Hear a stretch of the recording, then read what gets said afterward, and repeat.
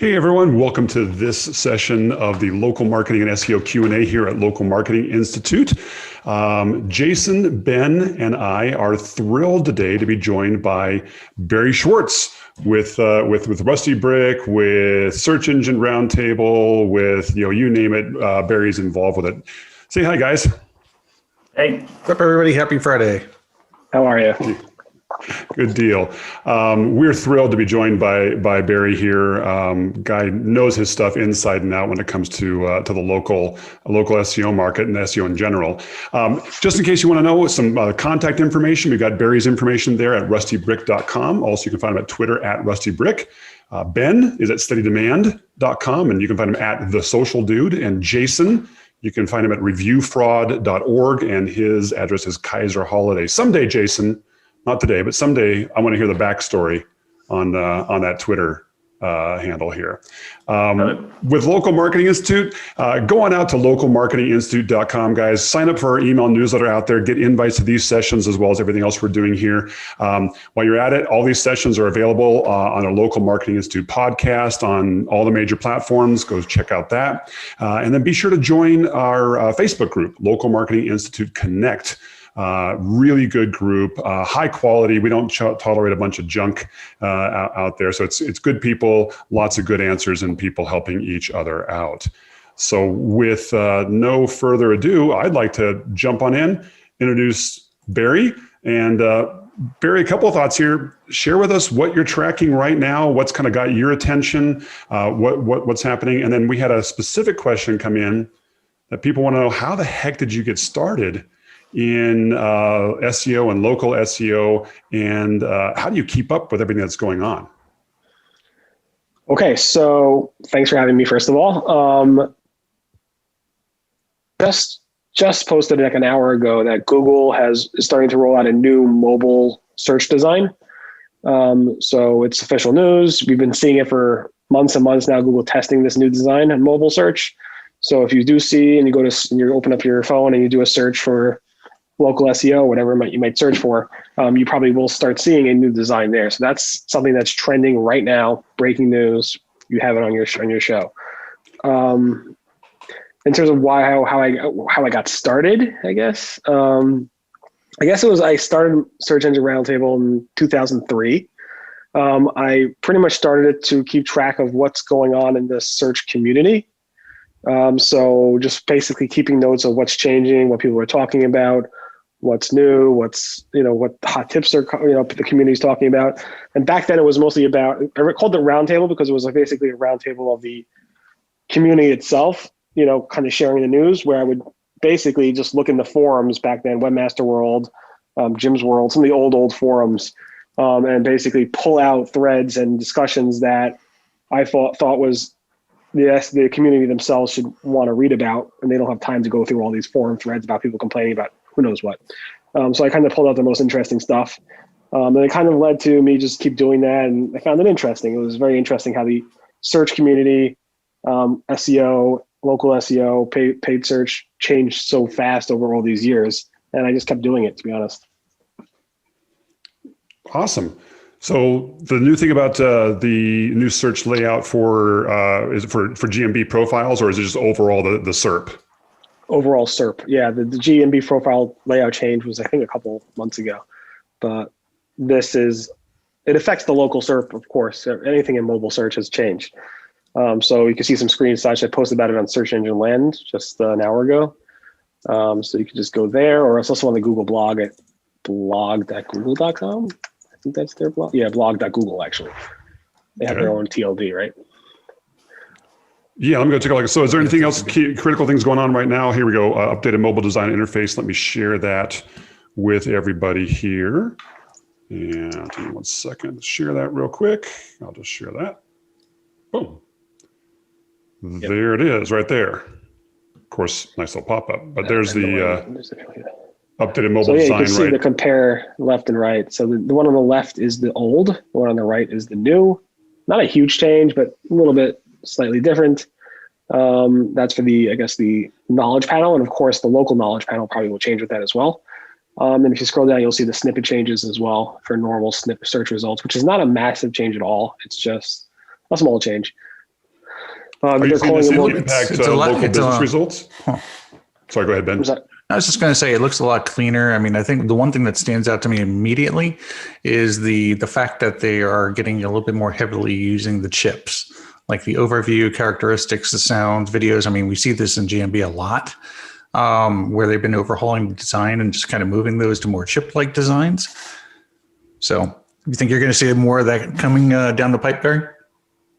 Everybody loves chips. I mean, who doesn't like to eat chips? And chips are great. Nothing changed. I mean, one thing in SEO and search is change is constant. That's the one thing we have learned to adapt to. So expect change, and this will never be the same. It will change again in the next who knows how long. Barry, have you seen that impact the GMB results at all? And this just launched, like an hour ago. So I mean, Okay. I'm sure it will, but I don't know how much. It's not a huge drastic change. I guess I don't know if it rolled out yet. Let's see if you can try it yourself. So if you search for your company name, curious if it had any change yet. Yeah, we can do a quick little change here. Yeah, I'm not seeing it live on my device yet. Oh, maybe. Yeah, I can't. I'm not going to show the device here right now because I just don't have that plugged in with this to share on screen. But yeah, we can take a look at that and see if it's adjusting. Again, Google's always changing these layouts though, and I think the main thing to think about is, have you seen any SERP changes that would necessitate businesses doing something differently to optimize their business for local search? Yeah, so with this change, I don't think you need to make any changes to anything you're doing. It's just rounding the corners, changing slightly the design, using a white background more versus color background. But I haven't seen local changes yet, so maybe they're doing something more drastic on local that you have to be aware of.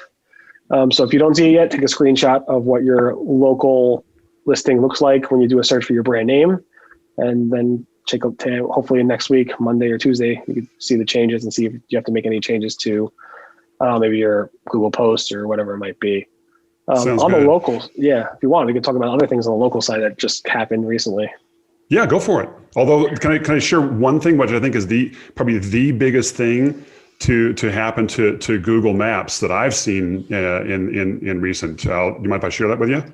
Sure. So this is the biggest thing that I've seen here is the fact that you can superimpose Bernie on any image in Google Maps. I thought this was awesome. Probably the best thing I've seen come out of the election so far. Yeah, that's been trending for over 24 hours now. It's pretty cool.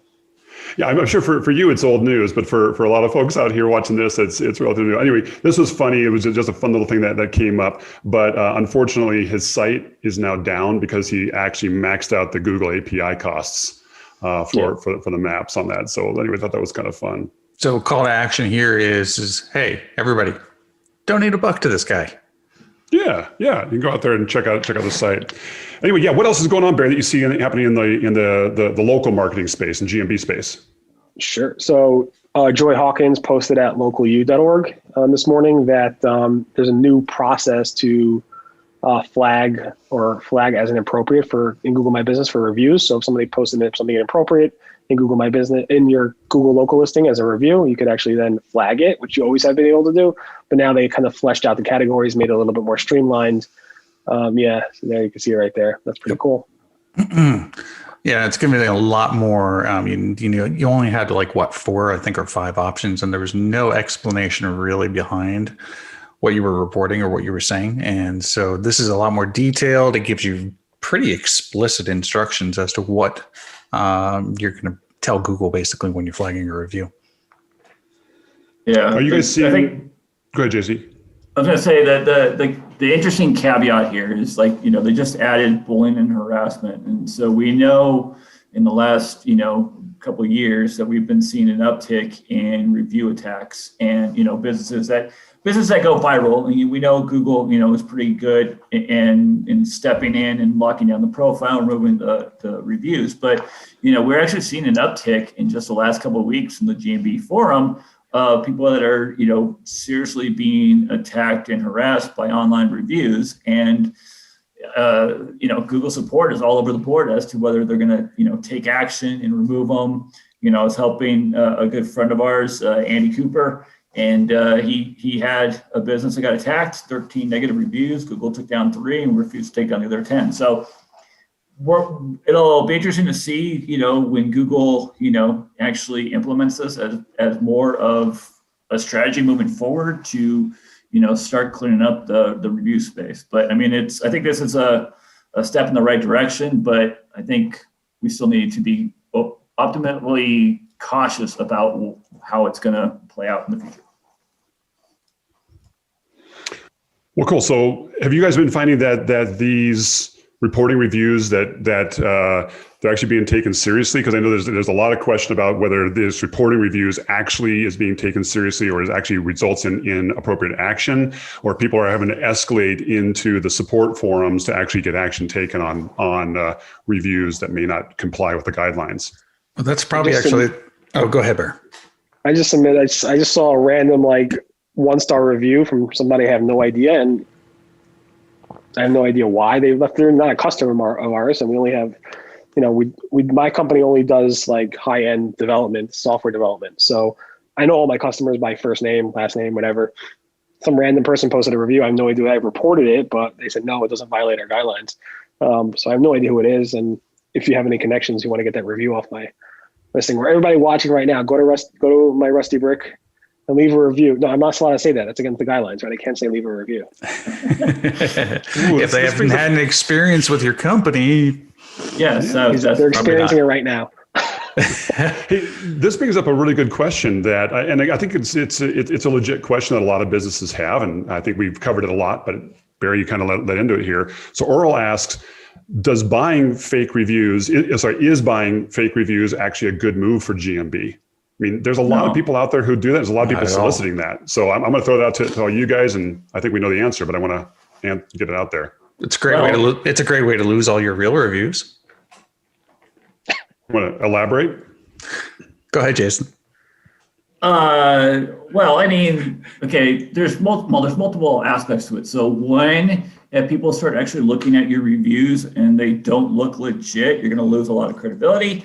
You can actually, depending on your industry and your state, there's different legalities of principles that could actually go after you. So it could either be the state attorney general, it could be the local DA, it could be the agricultural department, or, the FTC does actually come in and redress businesses. But, look, I run review fraud. I get hit with a lot of people that want to report their competitors. And, I just had somebody, report a business today.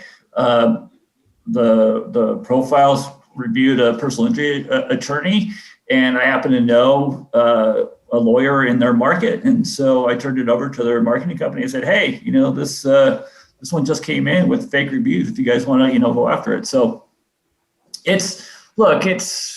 you're shooting yourself in the foot, trying to game the system. Honestly, if you really are working with your customers and you're being, a great business and you're engaging with them, every time somebody comes to me for help, I always follow up with, hey, would you mind leaving a review after I've helped you? And they're like, yeah, sure. And I get a handful of people that actually do leave the review, but it's that personal experience that I have with my customers, to make sure, or people that I'm assisting, to make sure that, we're engaging. But I don't know if you'd lose all your reviews just because you bought, 20, 25 reviews. So you're saying it's okay that since we're helping people right now, for them to go to my profile page and leave a review if they wanted to. You're saying that if they find us helpful. Yes, if you have had experience with Rusty Brick because of his tweets or SEO Roundtable, or you've read something or you've learned something, yeah, it would totally be fine to sit there and say, you know what, I used, Barry, helped me in my education. I learned so much from Barry. I mean, look, it was a personal interaction. It's a little bit different with marketing companies, right? Because we put out a bunch of, marketing stuff. We're not, having personal in-face, business, but, Ben at Steady Demand, he gets a lot of reviews from his customers, but we're not having that in-person interaction. We put out a bunch of content. We help out a bunch of people, through Twitter and DMs and all that stuff. They leave me reviews, but we're educators, I guess, is a different facet. Bottom line, I think what we're getting down to here is, look, buying reviews it's just a bad idea. I mean, you can certainly do it, but we've seen lots of times where when you're buying those reviews, they can get flagged, they can lead to suspensions, they can lead to all kinds of problems. Put that effort and money into actually getting legitimate reviews. It's going to be much better off for your long run. I think the other thing that we found, we went over this last week, is there's a bunch of services out there that are marketing reviews for your business. And the minute you started engaging with them, you're now in a trap. If you don't actually use their service, they will actually oftentimes launch a negative review campaign against your business until you pay them money. So bottom line, guys, it's a minefield. Don't step into it. Don't mess with it is my advice. I think knowing you guys, you probably concur with that. Yeah, and right after we spoke last week, like within an hour, somebody posted on Facebook that, they got a bunch of negative reviews after engaging with some company. And it's just like, look, as soon as you cancel, they own the accounts, the Gmail accounts. All they got to do is just tell the team to just change it from a 5-star to a 1-star, and next thing you know, and look, if you drop shady people do shady things. That's the fact. That's all there is. And you drop below a certain threshold and you lose all your visibility in the local search. So another interesting question just came in from Stephen, kind of related to the reviews. Says, I have a unique situation. I've got lots of reviews and testimonials on my website, but not on Google My Business because my clients and patients need to be confidential. Is there any way for me to post these to my Google My Business account? Oh, Barry, no. Want to tackle that one? The answer is no, but you can reply to them. Oh, that's just a nice review. Could you please go here, link to add it there for me if you really. I do this a lot because we build a lot of mobile apps. So I do this in the app stores like Google Play and iOS App Store. And I'm like, they send me a nice comment. I love your app. So I'm like, could you just add that comment to the App Store? And they're like, sure. And they never do it because it's like a whole process to like log in and do it. That's great advice. I mean, look, if they're posting it on someone's website, their confidentiality, I mean, now again, unless it's actually behind the scenes. If it's behind the scenes feedback, that's fine. But there's no reason why you can't say, hey, would you mind posting a review for me? Thanks for letting me know your feedback. Post a review for me on Google My Business, Barry. I think that's absolutely the right advice on that. And remember, Google allows people to use aliases. So you don't have to log in as Jason Brown or Ben Fisher. You could, log in as Kaiser Holiday or the Social Dude or Rusty Brick and leave that review. Right now your identity is not fully visible out there. You can use, the standard, icon image. You can also, lock down your profile so they can't see your other reviews too. So, I mean, there's all sorts of things. I understand, there's a lot of industries where you're not allowed to, you have to have the confidentiality or you can't ask for reviews, but look, as long as they're willing to do it and use whatever name they want, alias, which makes it difficult, right? Like, I mean, not to say Barry, screwed somebody over, but, they could have used an alias. So it might not have even been one of your clients that left that review because maybe they were, they wanted to, leave you a negative review, but they didn't want the blowback because we do see that. We do see a lot of blowback when it comes to online reviews too, businesses going, crazy. Got it. So this is not a GMB. This is more of a Facebook question here from Trisha. It says, I've come across a few business owners lately. They decided to get off Facebook for their personal profile. We tried to set up a business-only profile and have lost access to their Facebook business pages. One just wants to delete her Facebook page completely. So my question, I believe the Facebook page is important, being kind of a high-level citation, and they don't need to necessarily be active on it. What are your thoughts on Facebook business pages for businesses, and would you convince them to not delete their business page? If you're not going to use it for what it's intended for, which is social and to, awareness, then get rid of it. It's not a citation that Google's going to care about. So yeah, I would just not even worry about it. I agree. I mean, if you're not going to invest the time, energy, and effort into properly using or utilizing something, then it's pointless to have. It's like, if I don't use Instagram, so I deleted my Instagram, and then I created a brand new one just for, finding reviews, but I don't post photos. I don't use it. I don't engage with it. It had no value for me. So I stopped doing it. Same with Pinterest. I had no use for Pinterest, so I deleted it.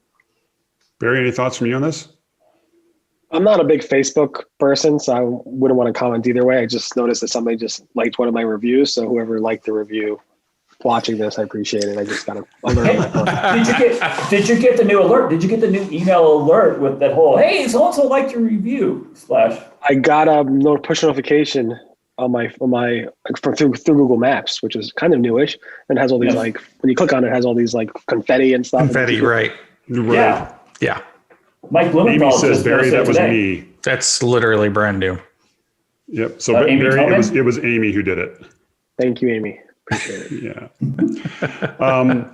Hey, so I do want to throw a little bit on the Facebook business page. So I actually am a firm believer that a Facebook business page is a good thing, is an important thing, and I'll tell you why. It has nothing really to do with SEO per se, but I think that it is still a way that a lot of people will go look to find a business or find business information about that on there. Especially I've seen things like this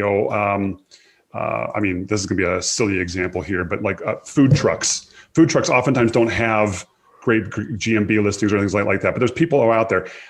It's still a place to connect with your business. You don't have to do a lot of posting out there, but even if you're posting just once a week out there, if you personally don't want to be on Facebook, look, I got rid of Facebook personally on my phone just because I just don't want to get sucked in with it. But my business still has a Facebook profile out there because it's still an important part of the business ecosystem. So just because you're not necessarily personally using Facebook as a business, I do think it's still an important place that people are going to look for information about your business or to refer each other. Facebook is still billions of people that use that app. So my advice, take advantage of it, keep the page out there.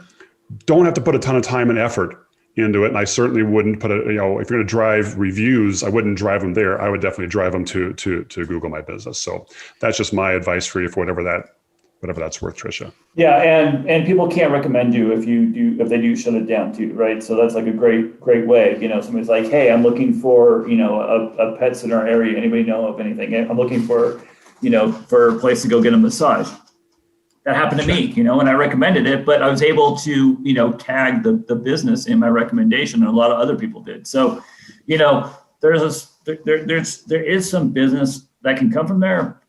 So, but ultimately your client's got to make that decision of what they want to do and figure it out. Yeah, but speaking about recommendations and reviews, if it's something that you're not going to monitor, you probably want to turn off the review feature. They do give you that capability. And there is a change even coming down the pipe with how reviews and recommendations are being handled.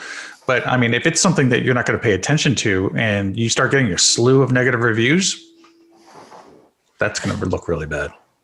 Yep, 100% agreed. And also turn off messaging if you're not going to use that as well. Here's an interesting one. It says, what do I do with my GMB listing if an office is temporarily closed because of a natural disaster? So here's the details. My client's law office was destroyed in a recent hurricane. I guess this was a while ago. They informed me that it will not likely be able to return to the space till sometime next year, but they're concerned about their GMB listing getting suspended if Google finds out the physical location is no longer there. They can still take phone calls. They're still able to meet with clients at the area of the home. What is the best practice recommendation for a situation like this where a business cannot go back to their place of business temporarily? Yeah, I'll just go ahead and take this one out. So you basically want to go ahead and you just do the temporarily closed. It'll still show up in the SERPs, and then you probably want to activate like the online scheduling portion of it. But yeah, I mean, that would probably be the best practice. You have any other thoughts on that, Jace? Yeah, multiple. So I don't know if I would do temporarily closed because then that's sending the bad message. I would do a Google post to let people know that the office is currently closed. The physical location is temporarily closed just for the hurricane. I would remove hours or set up special holiday hours. That way people know, hey, this is what's going on. If you have the capabilities of using additional hours, I will use the additional hours and try to come up with a creative way to do it. Because once you mark yourself as temporarily closed, you're going to lose a lot of traffic and visibility of people not wanting to call you. And it's a difficult thing. But also, if you're a lawyer, like most people aren't just showing up to a legal office unannounced, right? So it's going to be one of those industries where people are going to be making phone calls. So, you're kind of in a iffy situation where you're open for phone calls, but people don't normally, I'm not just going to go to stop off at a personal injury attorney, just for fun. I'm going to hop online and call. So, I can tell you what I did because March we closed our office technically. Nobody's in our office. I go there once a day just to check the mail and check everything was not on fire. But I'm a development firm, kind of like a law firm. We bill hourly. What I did was I hung up a sign on the outside of the office door.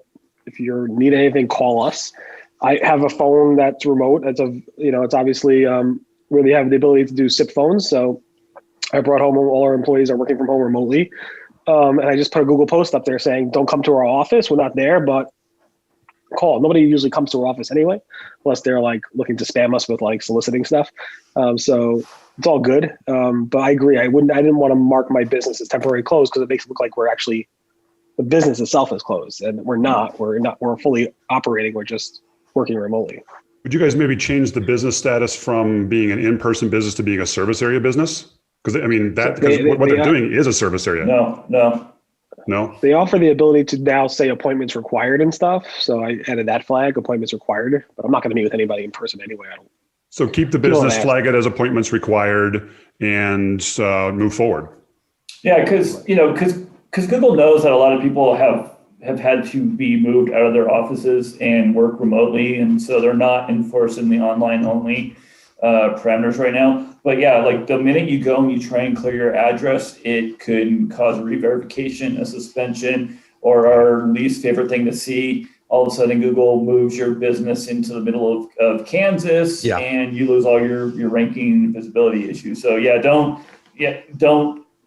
touch your address and clear it. Just do like Barry did. Google post, appointment only, and keep things close. Update your description. That's the other thing you can do too. Yeah. Definitely hang a sign on your door because if somebody leaves a box, UPS or something, tell them it's okay to leave it there so you can pick it up later. If they need you, just put your phone number there. And if possible, redirect all phone calls to your home line or bring a SIP phone that acts like your office line. Makes sense. All right, here's an interesting one. I heard a lot about AMP, which is accelerated mobile pages. Will this help my website rank better in a local search? Go. No. Barry, you want to maybe all. Just tell people a little bit about what AMP kind of is and what it's intended for and why it won't work for local businesses?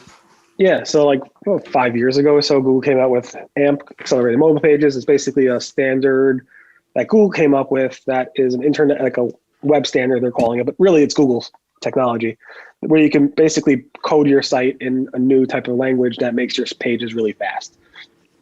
Good thing Google pushed it significantly by saying, if you have AMP, we'll show you in certain areas of Google search, specifically the top stories, carousel. It was used by lots of publishers. Very few sites are built completely in AMP, just you might have a canonical version, a single URL you might have another alternate URL for AMP of that page. And a lot of publishers use it, not really on the local side, but mostly publishers use it because you want to be part of the top stories carousel or Google News. Google is getting rid of that requirement when they released the page experience update in May 2021.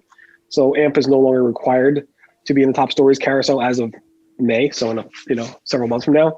So I wouldn't really focus too much on AMP now. I would just, especially for local businesses, I wouldn't worry about it.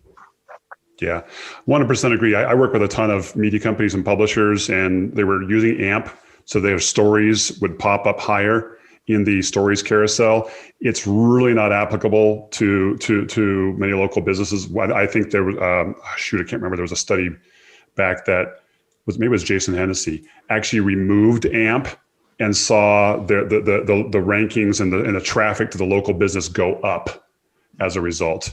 So bottom line, it's more for publishers. And like you said, Barry, the new standards that they're looking at is, load time, cumulative shift, all that kind of stuff. That's what they're going to be looking at to help give rank for performance of from a technical performance standpoint, and give bonus points to sites and content on that. So I agree with you. I don't think AMP is worthwhile for local businesses. Ben, Jason, anything to add? No, it's pretty much dead. No need. Yeah, again, it's publishers. It's not local businesses. It's, people that are, it's for the Wall Street Journals. It's for people. It's for the USA Today, like that, every time I read something, on mobile, it's an AMP article, and it's not, but no, I'm not going to a website that's AMP. And AMP actually has actually hurt, business. It's caused issues with the real canon and just all sorts of, all other issues, and you lose a lot of your data too. So, because it's on a Google platform, and so now you're losing your metrics, and we need as many metrics as we can. So why would you want to, give up more of your data and control to Google? Makes sense. Here's another good one. We'll stick in the technical vein for a little bit here. Is there any real benefit for using schema markup to tag reviews or testimonials on my own website? So again, just to let people know, schema markup is a special kind of way to code your elements on your site so that search engines can read them more easily. Barry, you got anything on that? Yeah, for sure. If you have reviews and ratings on your own website, make sure you use Google. Just go to Google, search for rich results reviews. Google will have all the markup you need to add to your site. Make sure you do it on the pages that have those reviews. Make sure those reviews are legit.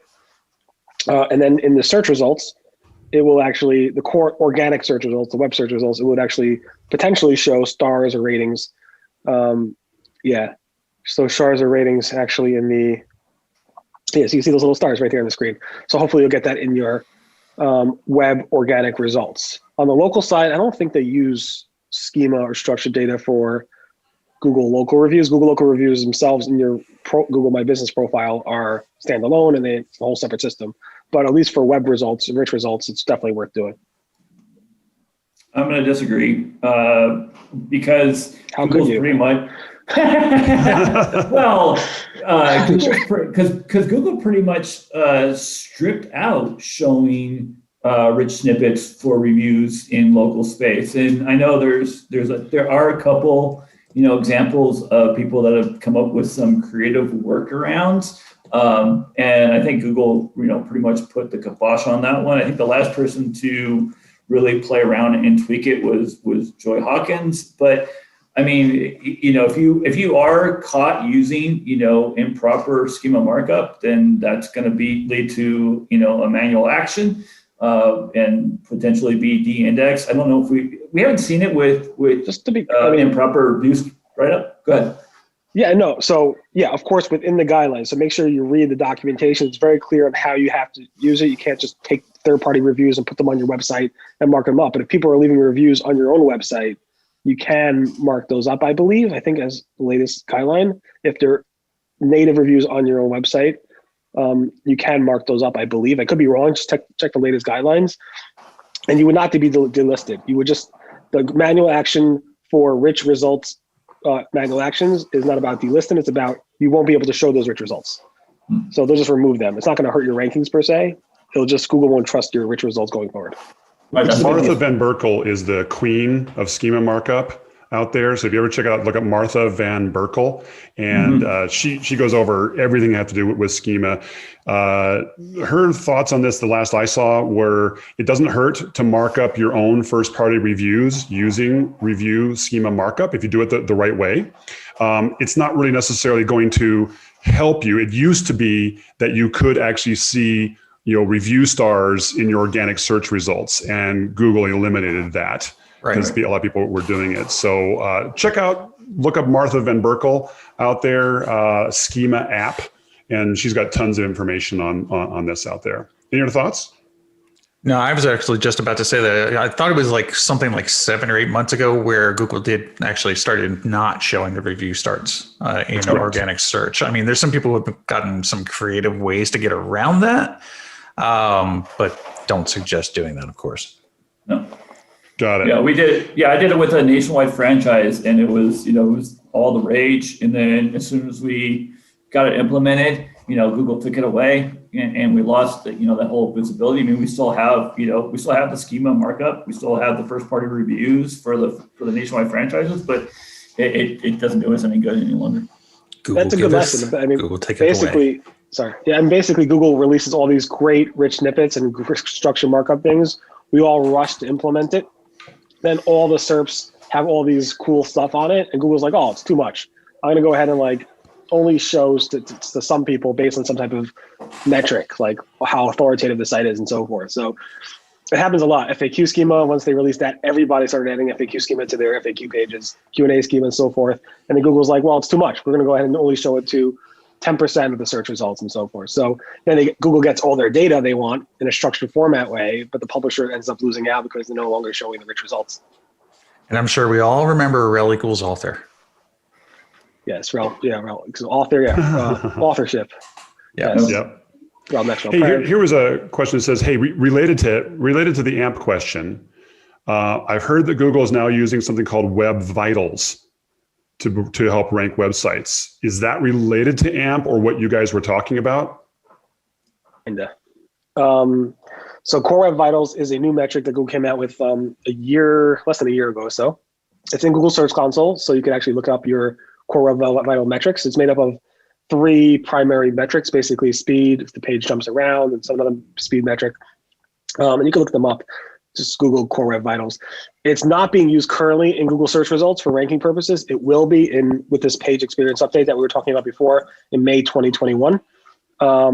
And it's just common sense. You want to make sure your site is fast, that users like it, doesn't jump around. So it's something that you should pay attention to, just even if it's not a huge ranking factor. We don't know how big of a ranking factor it will be. But yeah, open up your Google or Web Vitals report in Google Search Console. It will tell you basically what your problem areas are, what you have to fix. Yeah, and there's 3 major areas here. There's this LCP, FID, and CLS, all these wonderful terms out here.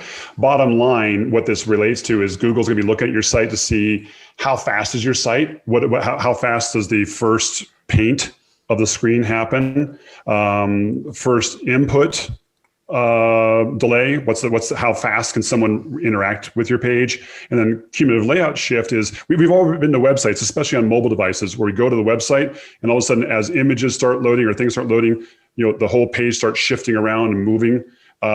That's what Google's looking at. So as you're building your sites, you want to make sure they're obviously fast. Speed has always been an issue. You want to make sure people can interact with them quickly, and you want to make sure that elements aren't shifting around your page. And Barry, I think to your point, they're not using this yet as ranking signals, but they've said that they're going to start using this for some ranking signals, right? Yep, May 2021. So you got some time.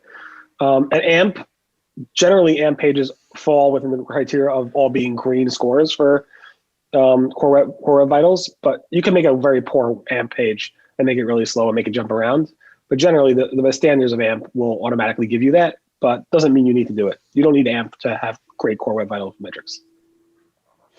So Susan says, so I'm joining late. Sorry if I already asked, but I'm reading 2 important dates for Google are March 1st and May 1st. What's relevant to know about these 2 dates, Barry? So May 21st, not May 1st, but May 2021. I don't know exactly what date in May is the Core Web Vitals page experience update, which we discussed. And March 2021 is when Google is going to switch all websites to mobile first indexing. Truth is, I would say 90% of people watching this right now, 90% of their websites are on mobile first indexing. Google's been working on mobile first indexing since 2015, I believe. But if your site has not moved over to mobile first indexing yet, then Google will be moving your site to mobile first indexing by March 2021. Got it.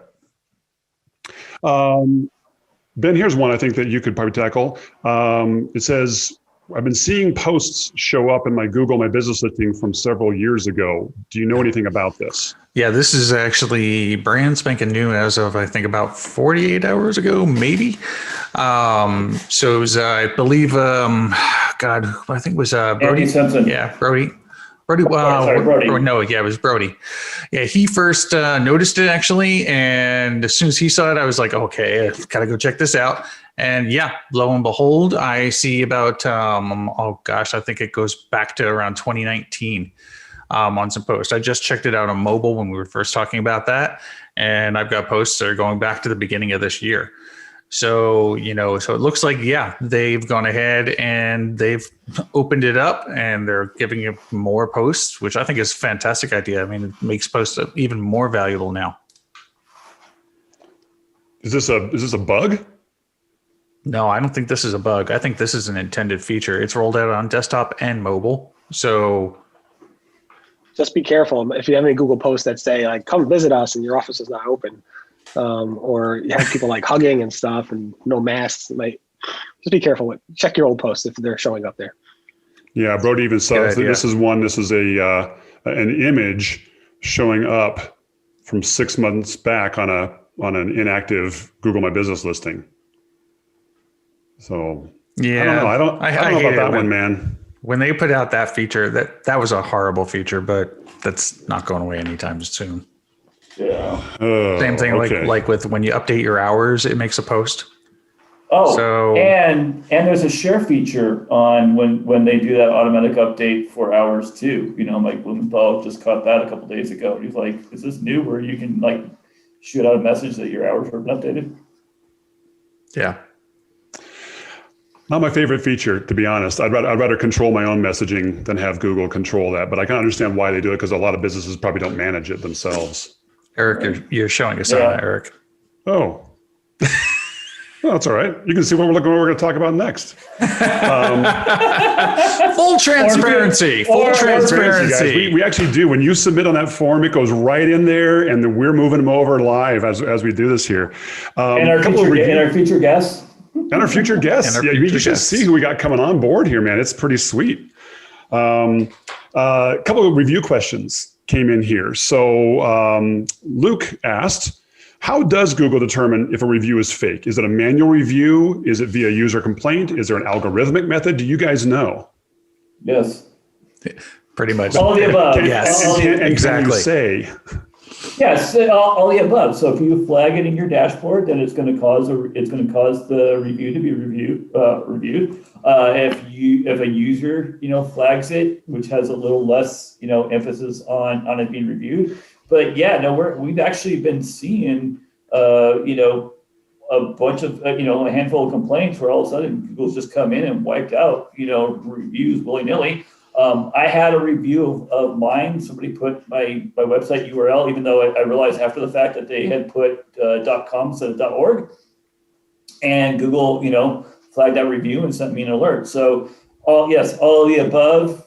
Or, if it's one of those situations where you're doing something, hinky and you get reported to the Google My Business forum, if you're running a review contest or, some giveaway, then yeah, you'll lose your reviews. But yeah, one thing I'll say to this is that, so think about it in a logical sense, right? Google is a scalable company and they use a lot of AI and algorithms to determine things.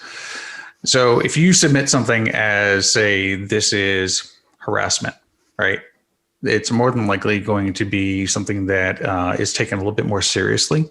If it's a legal issue, that's probably also going to be taken a little bit more seriously. It might have to go under a manual review of some kind. But if you're just saying this is not appropriate for my location, that's going to probably be more handled by AI first. And then if you dispute that, then it might go to a manual review. Here's a kind of off-topic question. Why does Ben's name say AKA Pepto-Benzmo? It's because Zoom is making me a little bit pink, and I have no idea why, so I'm working on fixing it. And shout out to last week's guest, Craig Mount, who came up with that nickname after the webinar. So last week, Ben and I were peeking the brain. You can guess which one was the brain. And so this week, it's Pepto Benzoate until he fixes his color. Being called the brain is actually not really very flattering, Jason. Just saying. If you watch the show. Hey, you know me and you know exactly how I am. So I think it's pretty fitting and inappropriate. So I got a question, maybe Barry, you want to take a shot at here. This is from Kayla. It says, what would you recommend we have a boarding school, I guess a private school, who's getting overloaded with bad reviews on Google by a group of pissed off kids who were sent there against their will. I flagged these reviews, but Google isn't accepting it. What are your thoughts? I assume you need to go to the Google My Business forums, post there, or hire Jason. He charges about $1,200 an hour. It's well worth the money, and he will take care of it. And he also has some people on the side that break some legs of younger people. Jason, you reduced your rates from $1,500? Well, what's up with that? Yeah, no. Come to the GMB forum, ping me the link, email me. I can get you over to the GMB forum, show you how to properly submit it. But yeah, I mean, if it's that type of situation, chances are it could be one of those situations where it can be looked at. Some schools actually can't. It depends on the school. Some schools actually aren't allowed to get reviews. Just because, Google had put, some safeguards in it. We had that what was it, the photo bombs that were happening where all the kids were, posting inappropriate photos on their school listings. And so Google kind of, had to put a kibosh and stop user-generated content. But I mean, there's been, some schools that I've helped out that got review attacks for going viral. One was, I think, a girl that committed suicide over bullying, and there was a YouTube video. And so we had to, push it to Google and have them, lock down the profile so that the attacks and abuse would stop. Do you think that the new flagging mechanisms that are in the GMB profiles are going to help with this at all? Or is this still something that you just got to go straight to the horse's mouth here, so to speak? Yeah, well, you're only supposed to flag the review one time. This just rolled out today. We don't have any clarification on it. Ben and I, we did ask in our hangout this morning. Google was pretty much tight-lipped about it. So, until Google gives us, some training, some guidance on how this is going to roll out, it's worth a shot. I mean, yeah, no harm can come out of flagging a review a second time. But in all honesty, yeah, get to the forum, show, try to see if you can find any evidence as to, what's causing and triggering this review attack. If you can find that, like, kids are posting, in a group chat or in a forum, saying, hey, this school sucks, we should all leave negative reviews. Boom, there you go. There's your smoking gun right there. Once we get that with the reviews, we show the date and we send everything over to Google. It's pretty much done deal. Yeah, we can get the reviews locked down if we have the evidence. Okay. This goes back a little bit to the whole Core Web Vitals question. Actually, Barry, did you have one you want to chip in there? I'm just saying, if you could help me get that one review off there, I appreciate it. We can take a look at it. Just hit delete. They'll do it. Hey, this gets back to the Core Web Vitals. It says, hey, appreciate the comments about Core Web Vitals, but the first paint in Lighthouse always seems wrong. It seems like it says 30 seconds when in reality, the page looks like it's loaded in 2 seconds. What's going up? I thought Google was about experience, and that's fine. So, and for those of you who don't know, Lighthouse is kind of a special, maybe you want to comment on what Lighthouse is, Barry. It's just one of many tools that Google has around speed. There's so many different speed metrics out there. It can be very confusing. I would just focus on Core Web Vitals. Just look at that Google Search Console report. And now in Chrome 88, if you upgrade your Chrome browser, they even have in the web developer tools a whole lane just for your Core Web Vitals. So you can actually drill down into what the issue is. So I would definitely just focus on that. Try not to be, if you're worried about Google and rankings and speed, just focus on Core Web Vitals and use Chrome 88 and the Search Console tools to help you fix those things. Don't get bogged down in all the other tools. Sounds good. We got time for just a couple more quick questions here. Here's a good one here. Jason's kind of up your alley here, and I think we answer this one at least once a month, but we'll probably do it here again. A competitor is constantly putting spam in their business name. I suggest an edit to change the name. Google says the edit's accepted, but when I check back with the listing, the spam's right back on the listing again. What are the recommendations to remove the spam from the business name permanently?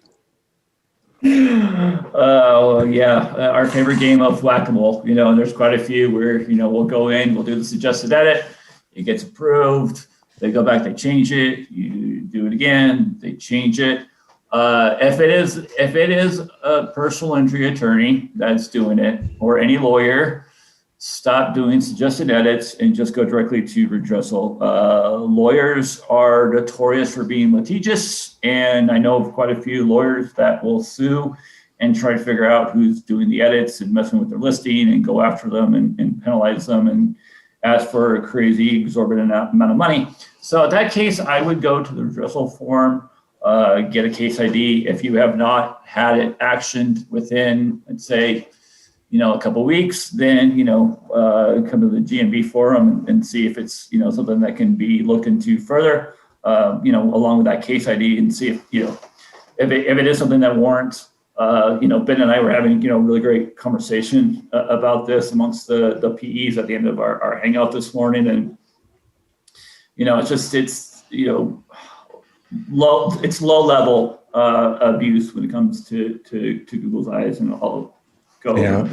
I'll give a secondary tip to that. So coming to the forums, with one piece of spam, or even a couple pieces of spam is not it's not a very scalable solution. There is something that you can do, however. So if you redress it the first time, make sure you just document down your redressal ID, the CID, all the information about the business. Redress it, document your date, the redressal ID. They change it back. Okay, fine. Redress it again. Except this time when you redress it and say, I previously had redressed it with this ID, it was changed or it was not changed. It was changed and then they changed it back immediately. Do that a couple times. There sometimes is a 3 strikes and you're out rule, which basically means that Google is warning the merchant, the business, about the name change, and they're changing it back anyway. And if that communication does go back and forth a couple times, they will suspend the listing. Yeah, which would either be the soft suspension where it still shows up but they can't manage it, or a hard suspension where it's gone. Yep. So we got time for one last question. This is for you, Barry, specifically, and this is from our good friend Andy. Andy is always out here, and he's saying, "Hey Barry, how the heck do you have time to do your job at Rusty Brick and do all the other crap that you do?" I don't. Is it no life? I work. I'm on the computer a lot. My screw it is when it gives you that notification on your phone and on your Mac how many hours you spend a week on your device. It's pretty insane. It's kind of scary. I just spend a lot of time. And then the follow-up from Andy I thought was awesome. It says, "Hey, I just want to follow up. I like my bagels toasted, but how do you like your bagels, and do you have a favorite topping?" I like them toasted. With butter, too. Margarine, butter, whatever. Cream cheese, lox. I'm not a cream cheese lox person. I'm not a huge lox fan. Anyway, does that mean we're going to start seeing some bagel gifts from Andy to replace his coffee? I think Andy needs to send us all some bagels just for asking that question. Amy Tolman actually, she's going to be embarrassed by this, but she actually sent Bill Slosky some bagels when he got out of rehabilitation after he had his stroke. So I know there's ways that bagels can be sent to houses. Yeah. Yep. Well, hey guys, Barry, I want to thank you so much for joining us today. We're out of time, but really appreciate you taking the time to come in here. Again, check out rustybrick.com or follow them on Twitter @rustybrick. Any last words you want to share? No, I appreciate you having me. Thank you so much. It was very enjoyable. I love the local SEO community. It's just, you guys have built an amazing thing. And the amount of change that's happening in the local SEO community is it's fun. It's fun to watch, and keep up the good work you guys do there. And Barry, thank you for just kind of what you've been doing. I mean, we've interacted with each other over the years since 2000s, and yeah, just thank you for what you do and keeping everybody apprised of what's going on and keeping up with the news and working those long hours. Because I mean, hey, man, it's volunteer work, and people love you for it. And good review. Leave a review. And you make us smarter, and it's also very easy when we can use you as a resource with our clients when they're asking us questions or challenging something. We're like, oh, you know what? Rusty Brick's got it, over here, with either Search Engine Land or SEO Roundtable. So thank you. You help us in so many ways. We appreciate the SEO community. Appreciates you. Thank you very much. We appreciate you. I appreciate everything you share with me as well. Thank you. Thanks, gentlemen. Have a wonderful weekend. All right.